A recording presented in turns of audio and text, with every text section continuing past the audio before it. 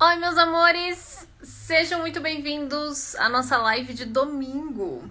E a nossa live de hoje tá super cheia de conteúdo, que nós vamos falar de várias coisas que aparentam ser pequenas, mas que super conectadas, elas formam uma bomba de conhecimento, sabedoria e inteligência, tomada de decisão, educação, comunidade. Tudo isso a gente vai falar agora.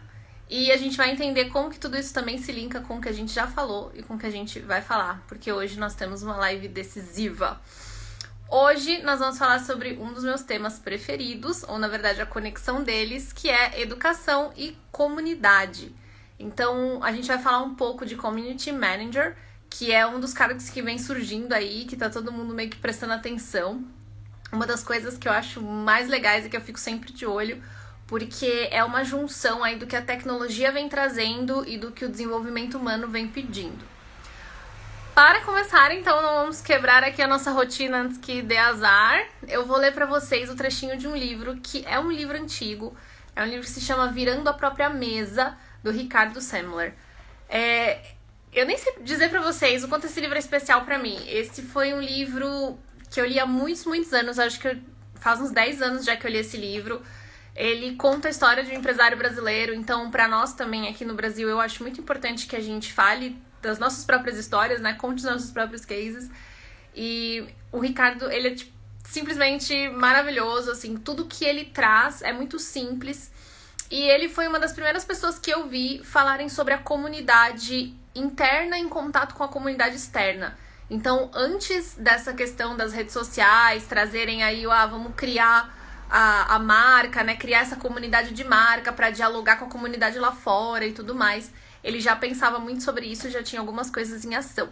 Então eu vou ler para vocês um trechinho do livro dele quando ele fala sobre isso. Então ele pergunta: e a comunidade? Comunidade é a palavra que não costuma passar das declarações de princípios das empresas. De fato, poucos empresários reconhecem com convicção o fato de que a empresa tem que exercitar sua função interativa na comunidade.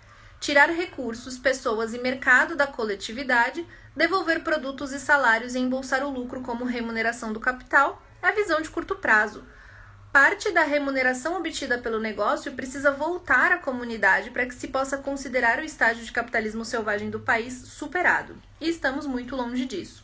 Lembrando que ele estava falando isso, faz uns 10, 15 anos. Considerações sobre essa questão envolvem o seguinte. 1. Meio ambiente. A ideia de que o progresso e a deteriorização do meio ambiente andam de mãos dadas é um conceito do século XX que ainda impera no Brasil. As empresas que não se preocuparem preventivamente com isso serão as que se alegrarão no futuro para cumprir exigências de legislação ambiental, que virão com certeza, e terão que fechar. Deixar chegar a esse ponto é negligência. 2. Educação, que é um dos nossos temas principais aqui. Provavelmente a prioridade número 1 do país e sem grandes chances de progresso enquanto se sucedem governos perdulários e incompetentes que impossibilitam verbas adequadas ao setor.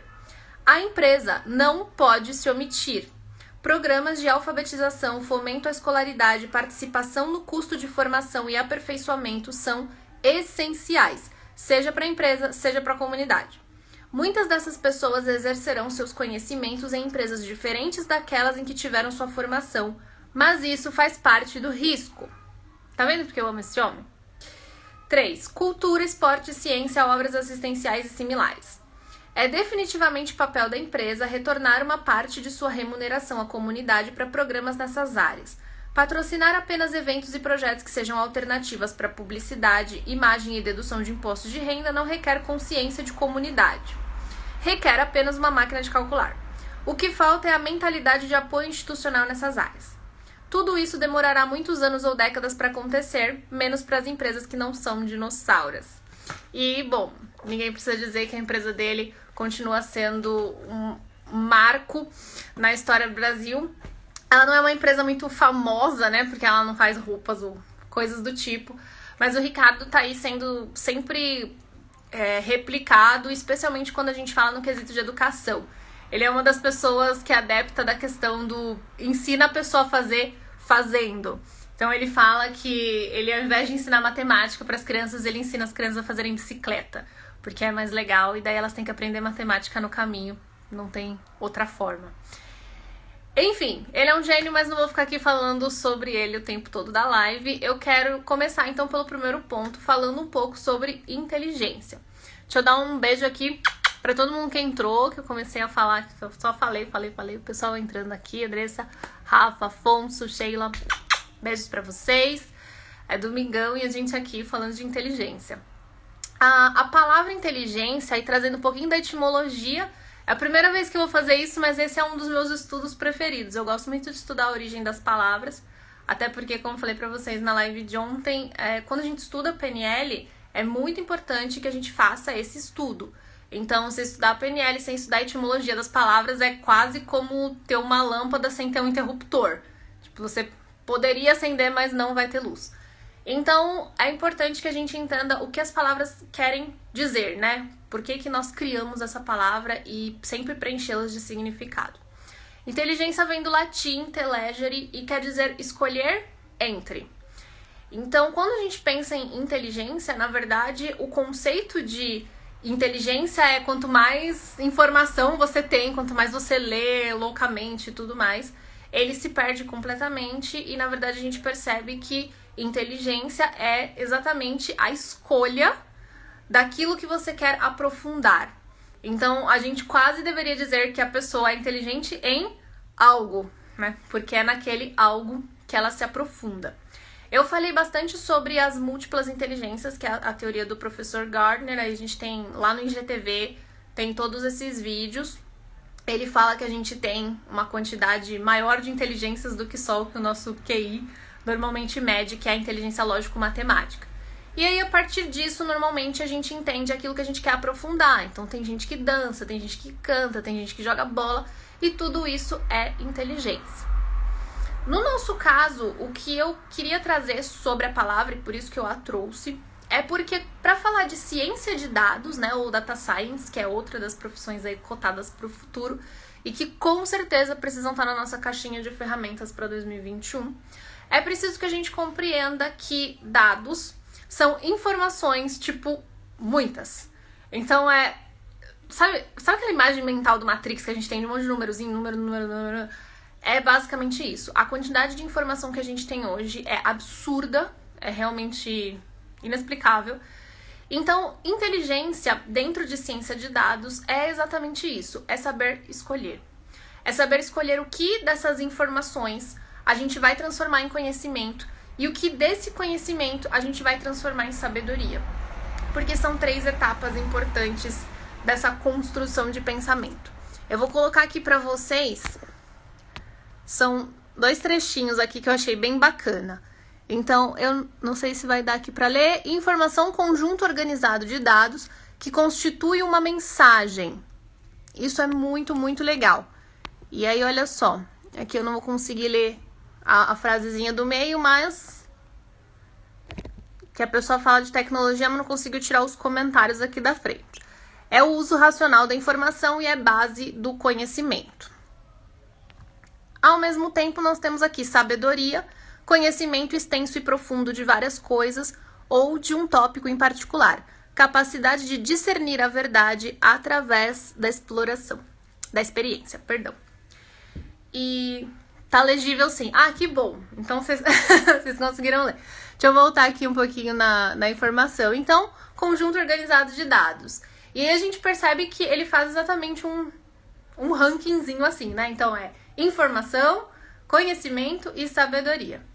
E aí tem um trechinho de uma música que eu achei super divertida. Falei, não, vou ter que trazer, né? Ela foi inspirada num poema do T.S. Eliot, que é maravilhoso. E ele faz essa pergunta justamente. Ele fala assim, para onde foi a informação perdida no meio do conhecimento? Para onde foi o conhecimento perdido no meio da sabedoria?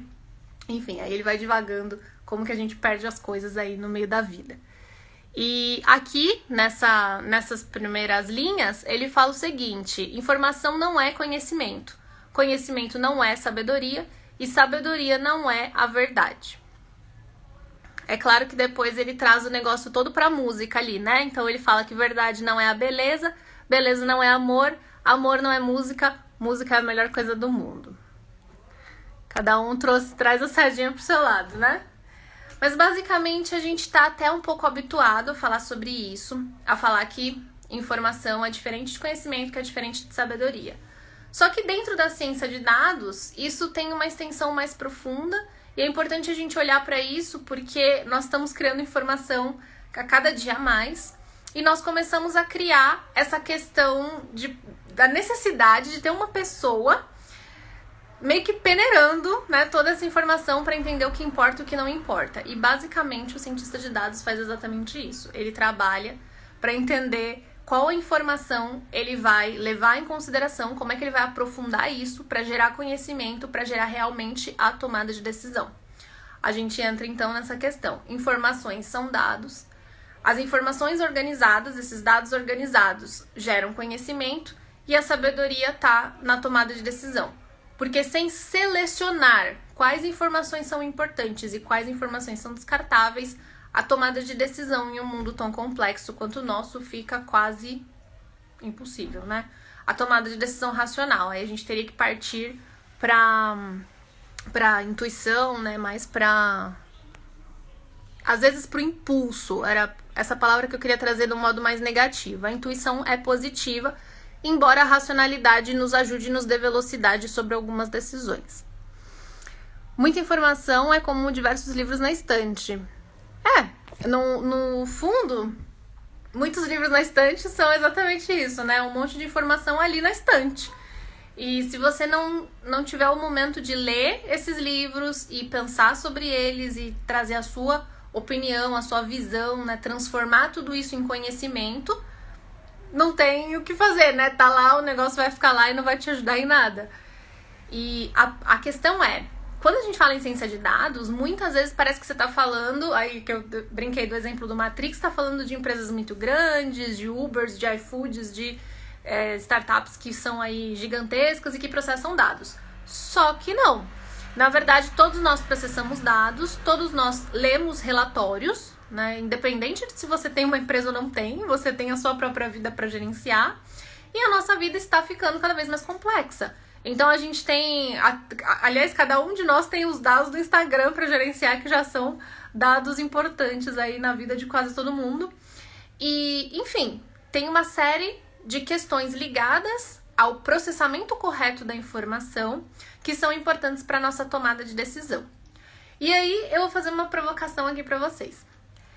Será que a gente não desenvolve aplicativos? Será que a gente não desenvolve tecnologia porque a gente começou a perder certas habilidades? Ou será que a gente começa a perder certas habilidades porque desenvolve esses aplicativos? Essa pergunta normalmente gera aí uma conversa muito legal. E se essa provocação pegar, a gente pode de repente fazer uma live só disso, aí ou marcar uma conversa ao vivo, pode ser uma coisa bem bacana. A provocação vem de que questão? A questão é que nós temos hoje cada vez mais aplicativos para nos ajudarem a tomar decisão. Então, o que esses aplicativos fazem? Ou eles organizam a nossa informação, ou eles tomam decisões por nós, né? Nós temos as coisas dos dois lados. Normalmente, no trabalho, a gente vai encontrar os aplicativos que organizam a informação. São os aplicativos que a gente chama de dashboard. Então, a gente vai começar a criar uma forma de filtrar essas informações dentro daquilo que a gente precisa olhar. Então, sei lá, por exemplo, eu tenho uma empresa, vou falar de novo aí do mercado imobiliário, que é o mercado que eu tenho maior conhecimento. Ele vai me gerar alguns dados, então eu preciso saber quantas pessoas me ligaram, preciso saber quantos imóveis eu tenho, preciso saber quantos eu vendi, preciso saber como que é a relação de pagamento dos anunciantes, preciso saber quanto que está custando cada lead, preciso saber um monte de coisa desse tipo. Agora, tem certas informações que não são relevantes para mim. Por exemplo, quantas pessoas olharam o anúncio, talvez não seja interessante para mim, porque as pessoas rodam a página inteira e eu não tenho como saber se elas se interessaram ou não pelo meu anúncio. Enfim, talvez existam dados dentro dos montes de dados que a gente gera que eu não preciso olhar. E é importante que a gente saiba descartar aquilo que a gente não precisa, tanto quanto selecionar bem aquilo que a gente precisa. Porque nós somos seres humanos e não robôs, e ainda assim, os nossos robôs mesmo também selecionam. Dona Alice veio dar oi aqui pra vocês. Mas nós entramos cada vez mais na era da importância de entender aquilo que você vai descartar, naquilo que você vai dizer não, naquilo que você não quer, que não precisa, que não vai te gerar um dado importante. Só que como que a gente faz isso? É preciso que você tenha visão macro. Então nós passamos aí pela visão macro porque é importante que a gente compreenda dentro da nossa vida e do nosso propósito aquilo que a gente quer alcançar e aquilo que a gente não quer alcançar. Aí você vai falar assim, Larissa, tá ficando repetitiva, tá falando toda hora a mesma coisa, tá voltando do assunto das outras lives. Mas é só pra gente compreender que as coisas não se perdem no caminho, né? Essa é a função do conhecimento. Então eu trago uma informação, outra informação, 21 pequenas informações. E se essas informações não se conectarem, elas não têm como gerar profundidade e conhecimento e fazer a diferença na vida de vocês, gerando uma experiência que vai solidificar o aprendizado e vai se tornar sabedoria. Então, essa é a razão pela qual toda hora eu puxo as coisas que eu já falei lá atrás. Vamos lá, quem já fez uma campanha de marketing sabe que dados são importantes? E saber os dados que necessitam é algo muito importante, essa visão macro tem a ver com as metas. Eu não sei se eu entendi a frasezinha de cima, sabe? Eu acho que era, sabe quais dados são importantes? Essa é a relação. Se a gente olhar para tudo, tem inclusive uma expressão, né, que a gente usa aqui que diz isso. É importante que você isole uma variável. Senão você fica fazendo testes e mudando tudo ao mesmo tempo e daí você não tem como comparar, né? Você não tem como saber o que foi melhor, o que foi pior, porque você mudou tudo. Então, algumas coisas têm que ficar estáticas e algumas coisas têm que variar nos testes. E é assim que a gente faz essa descoberta, né? Do que o cliente gosta mais, do que o cliente não gosta, não quer olhar, o que prende mais atenção, enfim, a gente faz os testes AB, né, como a gente fala. Esse A foi a mais, era quais, deu meio que pra chutar ali, sabe quais dados são importantes. E isso é que é importante, em todos os mercados, de todas as empresas, de todos os tamanhos, inclusive você na sua vida pessoal, precisa saber quais dados são importantes pra você. Então, esses dias eu falei, inclusive, sobre a questão do sono, que a gente precisa saber olhar pra gente e entender dentro de nós, conosco mesmo, né? Quais são os dados que mostram que você não tá tão legal, ou que você tá melhor, ou que você tá se sentindo saudável, ou que você precisa ir no médico, enfim. O nosso corpo também gera esses dados e a gente precisa se habituar melhor a olhar pra eles. Aí, como a gente falou de treinamento ontem, eu trouxe a questão da tomada de decisão na sequência, porque essa é uma das coisas que me preocupa demais. Então, eu talvez diga pra vocês que a minha maior preocupação esse ano e pros próximos que virão é a nossa falta de treinamento em tomada de decisão, que está ficando cada vez maior. Então, cada vez mais nós temos coisas para tomar decisões por nós. Nós temos aplicativos para escolher qual caminho que a gente pega do ponto A ao B. Nós temos aplicativos para escolher qual meio que restaurante a gente come com base no cupom. A gente tem sugestões na Netflix, sugestões no YouTube, sugestões no Instagram. A gente tem sugestões no Tinder. A gente tem várias milhões de coisas meio que tomando decisões por nós e nos apoiando nessa tomada de decisão. Isso poderia ser algo muito importante e muito inteligente, inclusive, se nós estivéssemos tomando decisões mais complexas em outras áreas da nossa vida. A minha preocupação é que a gente comece a automatizar demais a nossa vida e as nossas escolhas e as nossas decisões, e aí a gente não pratique a arte de tomar decisões. A gente nunca decida nada, a gente, enfim, sempre conte com o apoio de alguma tecnologia ou apoio de alguma meta ou alguma diretriz para tomar nossas próprias decisões. E a ausência desse treinamento faz com que a gente vá atrofiando esse músculo. E quando esse músculo for necessário, quando você precisar da coragem, do ímpeto de tomar uma decisão, talvez baseado na sua intuição, você não consiga encontrar essa forma porque você desaprendeu, né? Ou ficou meio enferrujado ali. Então, essa é uma preocupação grande que eu tenho. Eu sempre falo bastante sobre isso. E hoje eu trouxe esse tema junto com a questão da ciência de dados e da comunidade, justamente para a gente começar a linkar essas duas coisas. Agora vamos falar sobre um tópico que eu acho legal no meio disso tudo. As pessoas diziam que o Steve Jobs era conhecido por sempre usar a mesma roupa, né? Ele tava sempre com o mesmo tipo de calça jeans, o mesmo tipo de camiseta, e é isso aí. Então, assim, ele não tinha preocupação, ele chegava lá no armário, pegava a camiseta, a calça jeans, saía, e ia decidir dentro da Apple como mudar o mundo. Então, vocês percebem que, assim, o que ele fez foi simplificar a vida em um canto da vida para conseguir lidar com a complexidade da vida em outro canto da vida. Então, no caso dele era a vida pessoal e o trabalho, mas poderiam ser várias outras áreas. E isso que a gente precisa começar a perceber. A gente precisa começar a perceber se a gente está simplificando a vida toda por preguiça ou por cansaço, que é muitas das vezes essa relação, né? Essa nossa relação de exaustão com tudo que tá vindo de novo, com todo esse aprendizado, com todas essas mudanças. Ou se a gente tá realmente selecionando, porque aí é inteligente, percebem? Então, a inteligência é escolher entre as 4 áreas principais da minha vida, quais áreas vão ser simples, quais áreas vão ser complexas. Porque se eu tiver tudo na complexidade ou tudo no caos, eu enlouqueço.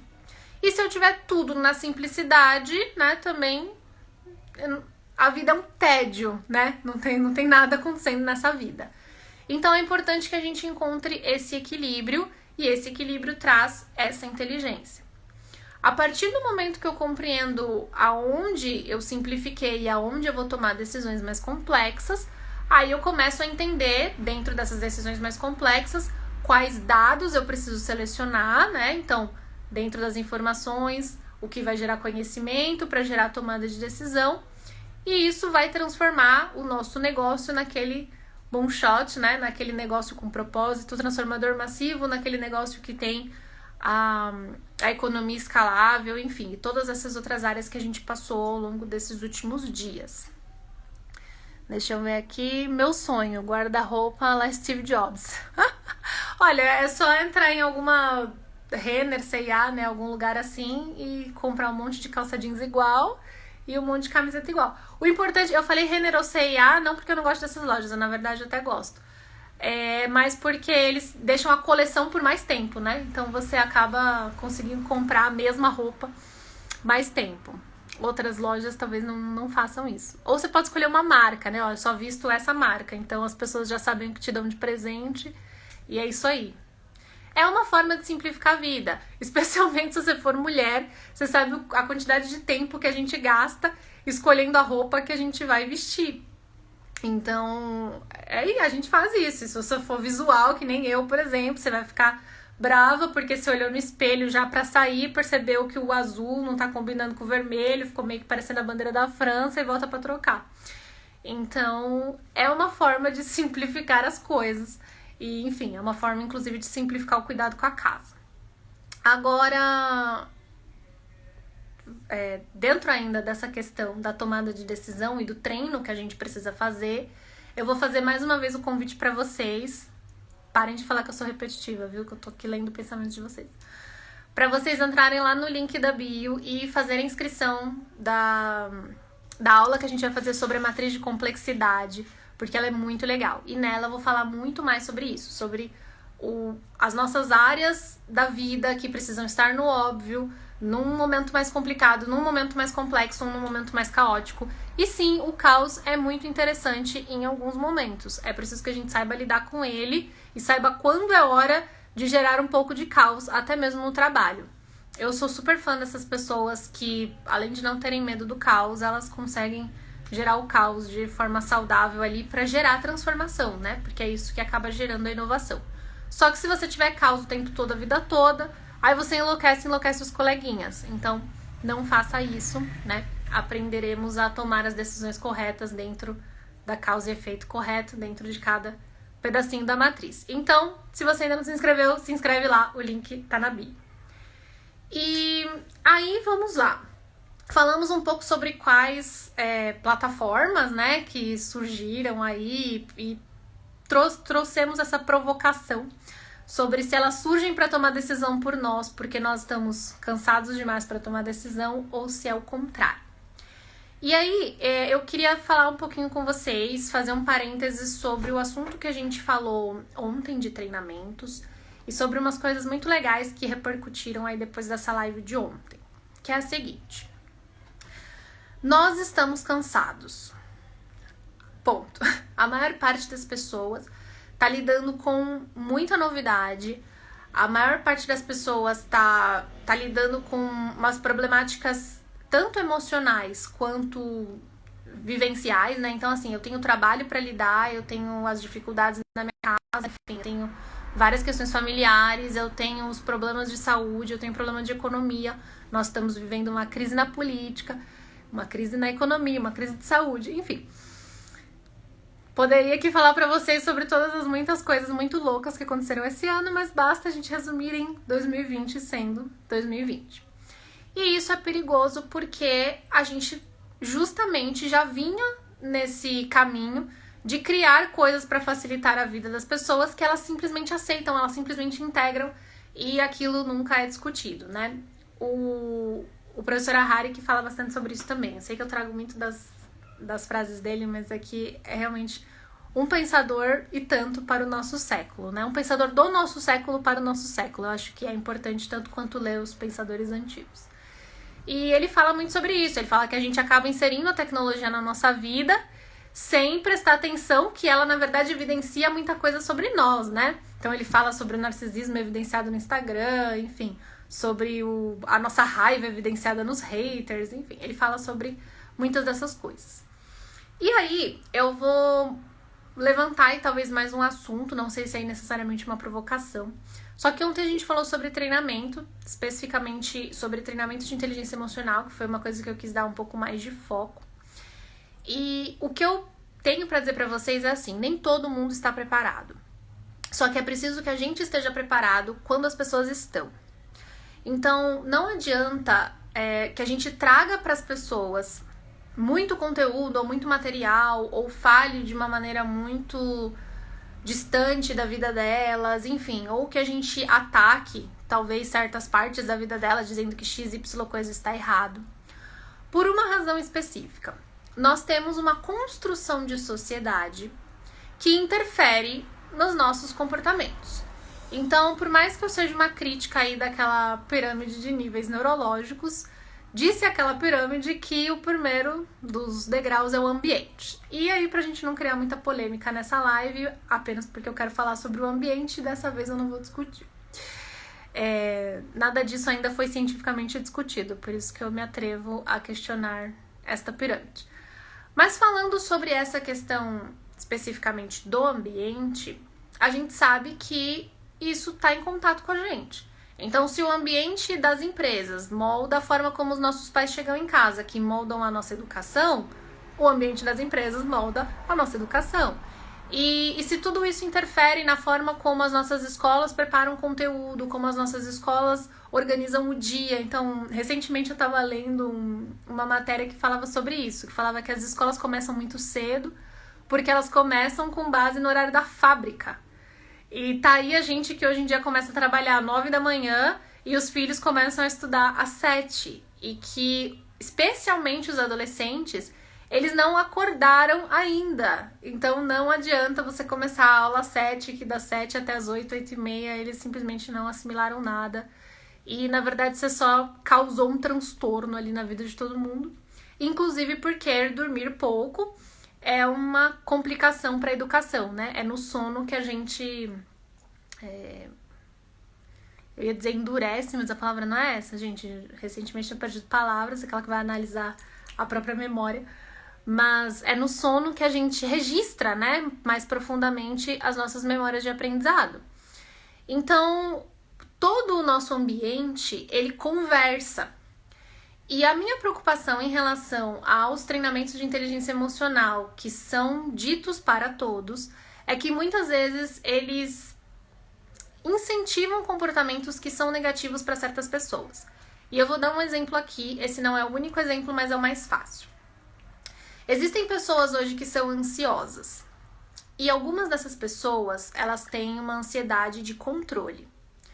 Essas pessoas com ansiedade de controle, elas são incentivadas a controlar cada vez mais todas as vezes em que você diz que todo mundo tem que acordar pela manhã fazer tal e tal e tal rotina, fazer XY coisa no meio do dia, usar tal tipo de método de produtividade e talvez algum método de marketing e coisa e tal, e método e controle e disciplina.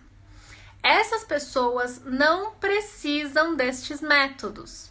Essas pessoas precisam analisar outras coisas na vida delas. São pessoas como eu aqui, muito mais caóticas, que precisam desses métodos, que são inclusive fãs de Milagres da Manhã e métodos mais disciplinados, algumas coisas aí mais escritas numa forma sequencial. Olha que meu sutiã caindo aqui, gente, que horror. E não todo mundo. Por uma razão específica. Se você fala para essas pessoas que elas precisam controlar mais, você tá alimentando o vício delas. E aí, no momento em que elas passarem por um problema maior, né, por um estresse maior, esse vício pode vir ainda maior, porque ele é aceito, ele é validado pela sociedade. A sociedade diz que isso é bom.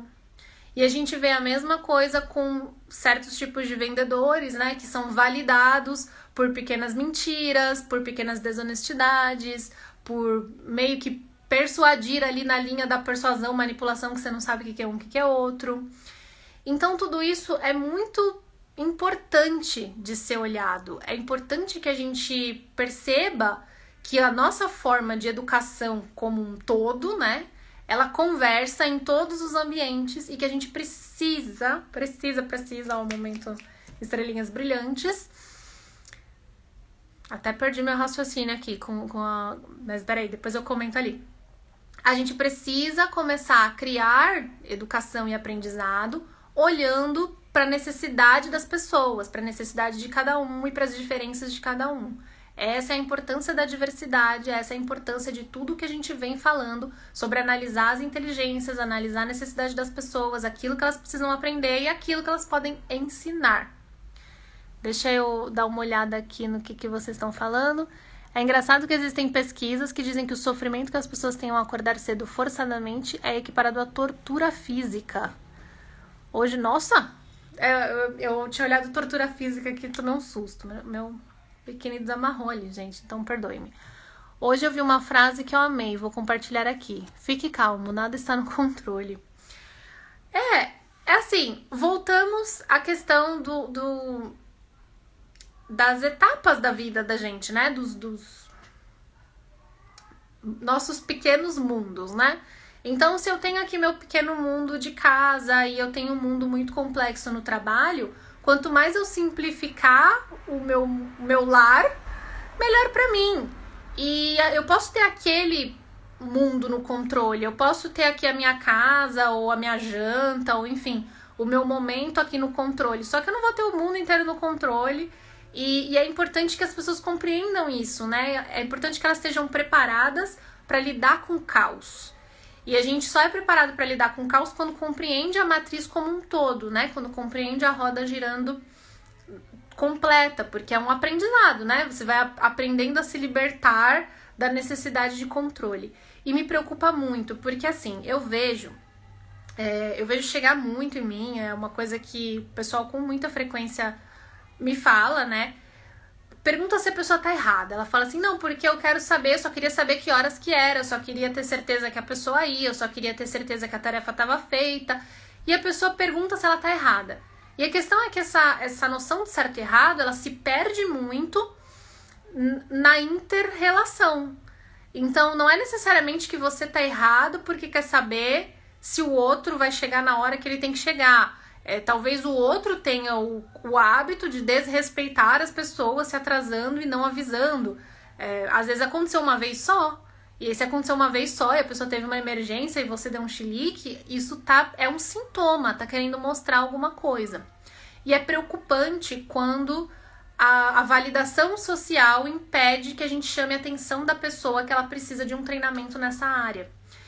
Os treinamentos, eles precisam ser flexíveis. Porque se a gente não der flexibilidade para as pessoas, frente ao caos, elas quebram. Então, isso talvez seja a coisa mais importante que tenha que ser posto nessa live de hoje. Vamos lá. O pessoal rindo. Mas é isso. Fique calmo. Tenha calma, né? Eu gosto daquele gifzinho, minha irmã me manda muito esse gifzinho, ela fica assim, não vou surtar, tô desesperada, não vou surtar, tô desesperada, ela fica num conflito interno entre não surtar e estar desesperada. Só que essa é basicamente a nossa vida, né, gente? Tipo agora aqui fazendo a live com vocês, minhas duas gatas, elas estão aprontando, que elas foram pra Nárnia, pra dentro do armário, elas estão jogando as coisas pra fora.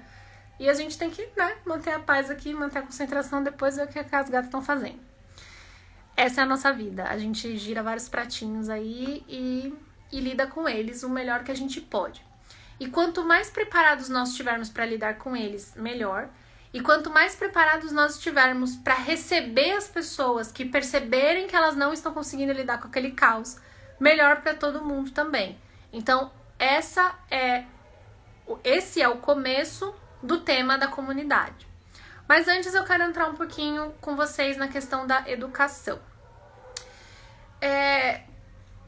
Sócrates, né, dizia através de Platão que só é útil o conhecimento que nos torna melhores. Então ele falava justamente isso. Ele falava que desenvolvimento humano é o fim de tudo. Inclusive Confúcio também falava sobre isso, né? Falava que assim, o último desejo, né, o propósito maior é nos desenvolvermos como seres humanos e tudo é caminho para isso.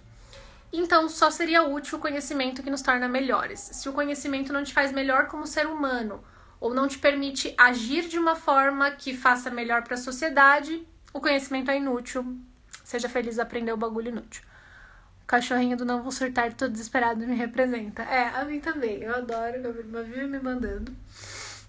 E, enfim, aí, quando ele fala isso, eu sempre penso nessa questão do quanto a gente aprende hoje, do quanto de informação nos é dada hoje. E sempre foi, na verdade, porque nas escolas também, há um tempo atrás, era informação demais para aquele momento e as pessoas não usavam tudo aquilo. E hoje a gente não tem mais contato com esse aprendizado. Então tem um ponto da educação que é muito legal, que é o seguinte: precisa ter uma relação entre o aprendizado e o mundo da pessoa. E aí foi o que eu trouxe lá no começo, que o Ricardo Semler, ele tem esse hábito, né? Ele fala que ele ensina a criança a fazer bicicleta. Você precisa entender por que é que você aprende tal coisa. Aonde que você vai usar isso? Como que você vai usar isso? Quando você compreende o porquê, né, a função daquele aprendizado, você aprende com vontade de aprender e solidifica aquele aprendizado. E a pessoa, ela precisa lidar com aquilo que importa pra ela. E aí Chegou um gato novo na história aqui, gente. Hoje tá o dia dos gatos. Acho que é porque hoje é domingo à noite. O que a gente quer trazer também quando fala sobre treinamento e desenvolvimento humano é justamente isso. É preciso lidar com aquilo que importa pra pessoa. E é preciso lidar com o desafio que ela traz. Porque se a gente correr o risco de ser muito genérico em muitas coisas, a gente pode acabar validando comportamentos negativos e continuar deixando que a pessoa tenha esse hábito negativo que ela não consegue quebrar. Então, a gente tem muita tecnologia aí, já tá na hora da gente começar a se juntar e desenvolver formas melhores de já direcionar a pessoa pro aprendizado correto, né? Para aquele caminho que ela precisa percorrer. Então já tem bastante coisa legal nesse mercado e esperamos trazer cada vez mais pra cá. Por que normalmente a gente não faz isso? A gente não traz uma relação entre aquilo que é o aprendizado e aquilo que é o mundo da pessoa, enfim, e transforma a educação em uma relação muito mais pessoal, em uma relação muito mais natural. Porque nos falta coragem. A verdade nua e crua é essa. Ninguém se importa de verdade, tá todo mundo cansado de brigar, tem que brigar com um monte de gente, tem que brigar com escola, com MEC, com não sei o que lá. E aí falta coragem pra chegar e dizer assim, olha, do jeito que tá, não dá pra ficar e a gente precisa começar a criar novas soluções. Pra além de só reclamar da escola e que não tá legal e que o ensino não tá bacana, a gente precisa começar a fazer alguma coisa. E as empresas podem tomar a dianteira nisso, porque elas são as que têm maior força de movimento, né? Então a gente falou um pouco disso lá na Liberdade. E embora as universidades particulares também tenham. Então também são fontes interessantes aí de testes de novos modelos de aprendizagem. Passou aqui uma moto, desculpa, gente. Porque a função, né, dessa aprendizagem, o que a gente espera passar para as pessoas? Que elas podem, que elas conseguem ser autônomas dentro do conhecimento delas, dentro da trilha delas, dentro daquilo que é importante para elas. Então, se a pessoa chega dentro da universidade querendo solucionar o problema do estudo sobre XY coisa, enfim, relações internacionais de doenças, a universidade tem que ser capaz de acolher aquilo e entregar para aquela pessoa as ferramentas necessárias para ela construir a trilha dela. Então, é ser menos controlador, justamente, e ser mais acolhedor. Então, oferecer mais e deixar a pessoa entender como que ela junta tudo aquilo. O que seria, no cerne da palavra, criar pessoas inteligentes, pessoas que sabem escolher entre.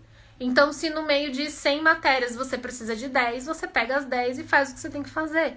Ninguém precisa te direcionar como uma criança, porque você não é mais uma. E mesmo que você seja uma criança, é capaz das crianças terem uma compreensão muito séria do tipo de aprendizado que elas querem. Porque elas vão querer construir alguma coisa com base nos interesses que elas já têm. Não há problema nenhum que você traga para elas conhecimento que você considera importante. Então, se a gente considera importante estudar tais eventos da história que não devem ser esquecidos, excelente, nem todo aluno gosta de história, nem todo aluno gosta de história. Só que você pode trazer para aquele aluno a história de uma forma que aquilo se conecte com o mundo dele, de uma forma que ele tenha uma experiência ao viver aquele aprendizado e que aquilo se solidifique muito mais. As empresas hoje, elas estão começando a entrar nesse mundo e eu gosto muito de achar que as pessoas, né, os ícones dessa mudança são os gerentes de comunidade. Em teoria, os gerentes de comunidade não são pessoas tão conectadas assim ao RH ou a universidades corporativas ou enfim, a núcleos de aprendizado nas startups. Eles são pessoas que gerenciam a comunidade nas redes sociais, enfim, eles trabalham muito a marca das empresas, né? E como que essa marca dialoga dentro e fora da empresa. Então, por exemplo, se eu sou uma Nubank ou qualquer coisa do tipo, eu tenho lá os princípios, os valores, né? Aquilo que a gente falou também nos últimos dias aí para trás, para inserir dentro do meu local de trabalho. E aí o gerente de comunidade, ele faz essa parte, né? Ele é meio que aquela mãezona ali de todo mundo, entendendo como que aquelas pessoas trabalham melhor, se sentem melhor, enfim, tem apoio quando precisam. E como que a marca demonstra isso e demonstra respeito pela comunidade dela, demonstra os valores dela exteriormente. Então, normalmente aí a partir das mídias sociais. Esse também é um dos trabalhos aí, uma das profissões do futuro. Então, nós falamos de duas hoje. E, da minha visão, essas são pessoas que podem sim, dentro de reuniões aí com C-levels e, enfim, começar a criar essa revolução de trazer a aprendizagem para o centro de tudo. Então, a gente já tem o Human Centered Design, né? Então, a gente já tem essa ideia de que a gente conversa com o cliente, de que a gente conversa com as pessoas envolvidas e cria um produto. Lembrando que, se essas pessoas envolvidas não tiverem realmente a vontade de participar da própria tomada de decisão, esses não são dados que vão gerar conhecimento. Porque essas pessoas, na verdade, não sabem o que querem.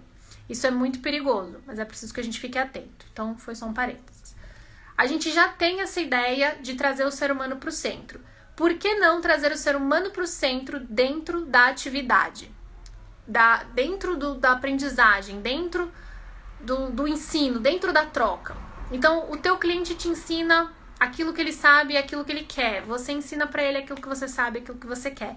E nessa troca, todo mundo aprende e todo mundo ensina.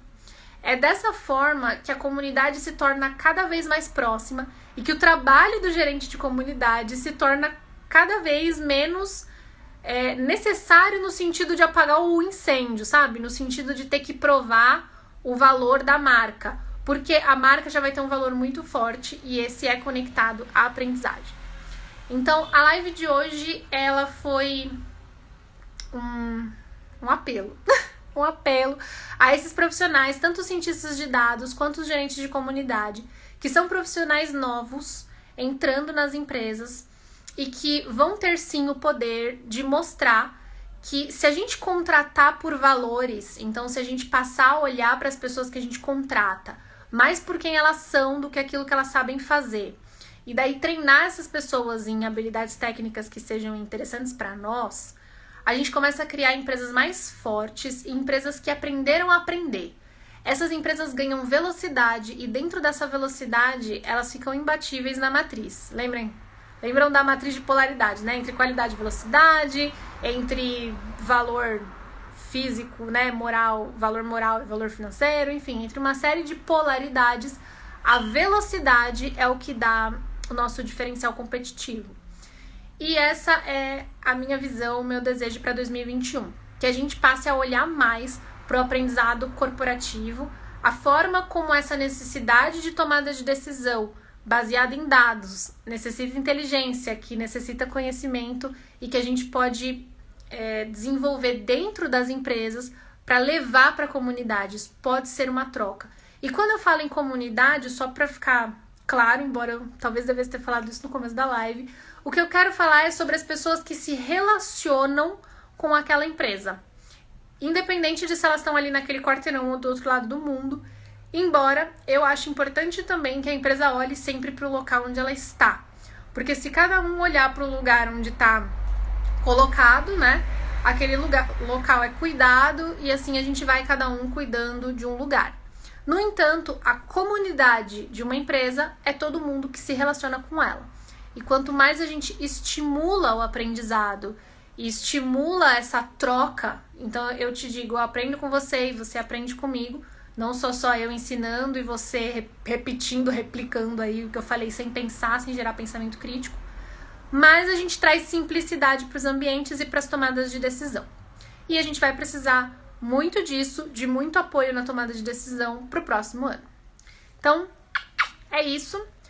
Hoje eu só falei, né? Desinvestei a falar aqui, mas espero que vocês tenham gostado, que isso tenha servido de base para vocês terem algumas compreensões aí para o próximo ano. Amanhã é a nossa última live sobre o use com cuidado. E aí a gente já começa a nossa próxima sequência. Estamos quase no final e logo a gente já vai estar muito mais preparado para os desafios do próximo ano. Beijos enormes e amo vocês. Não deixem de se inscrever na matriz lá de complexidade, na aula da matriz de complexidade, que o link tá lá na minha bio, porque ela vai ser muito, muito, muito, muito importante. Beijos, até a próxima.